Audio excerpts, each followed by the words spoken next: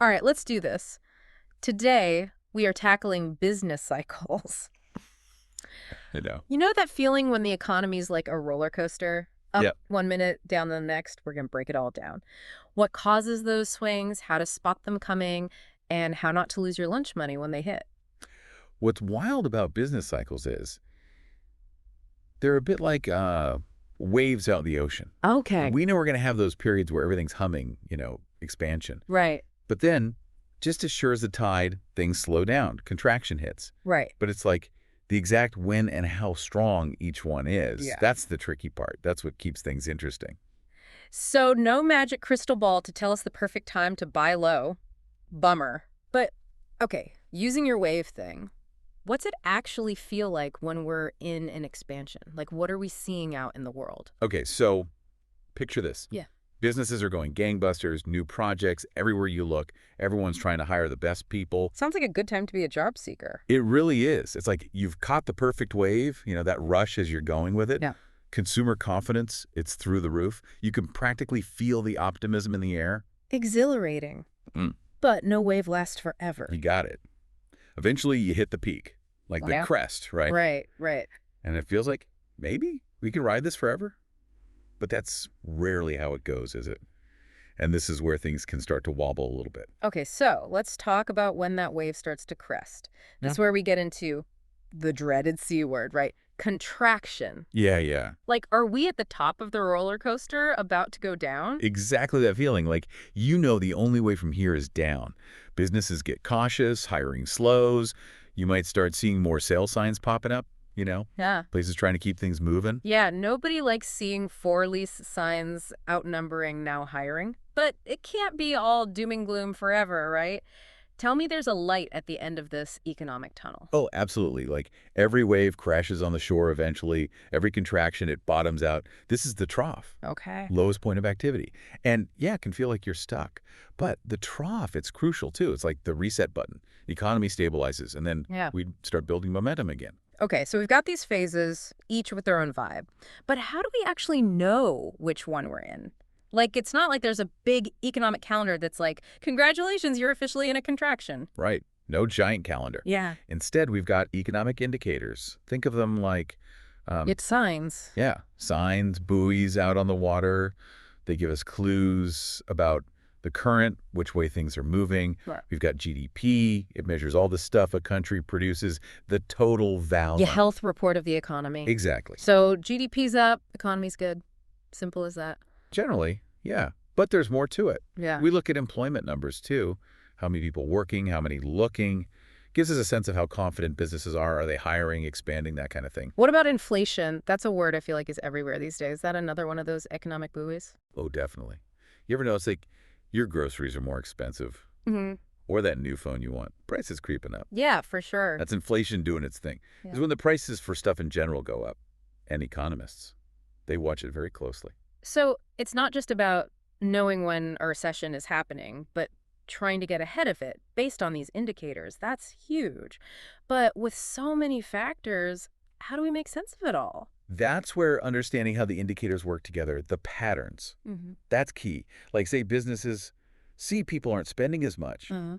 They might produce less, right? That can make GDP go down. Mm-hmm.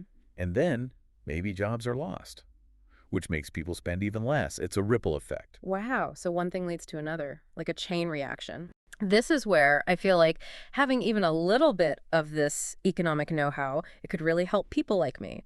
If we can spot those warning signs early, Right. maybe we can adjust, like our own money moves based on that, right? Exactly. It's all about seeing those currents, knowing which way to adjust your sales. Now, while we can all get better at this, there's actually like a whole group of economists. Their job is calling these phases officially the National Bureau of Economic Research, They're like the NBER. right, the NBER. So they're like the referees of the economy, deciding when a recession officially starts and stops. You got it. But instead of a whistle, they're issuing reports and stuff? Exactly. They look at all those indicators we talked about, Mhm. GDP, employment, inflation, how much people are spending, the whole 9 yards. And they use that to figure out if the economy is really slumped And for how long? That's wild. So if they take their time making the call, doesn't that mean there's a lag between what we're seeing out in the world Oh, yeah. and when something's officially labeled? Big time. It can take Oh. months, sometimes even like quarters, for them to crunch the numbers, make the call, and that lag, super important to remember, especially when you think about how other folks react, investors, for example. You're talking about the stock market, right? Yep. I've Yep. always heard the stock market's like a leading indicator. It freaks out before the rest of us even know what's up. True. It reacts to what it thinks is going to happen, not always what is happening right now. So if investors see those early signs we talked about, Like consumer confidence dipping, that kind of thing. exactly, they might think, oh, rough seas ahead, and they start selling off stocks. So if enough investors get spooked, start selling, could that actually cause a downturn? Like fear itself becomes the driving force. That is a great point.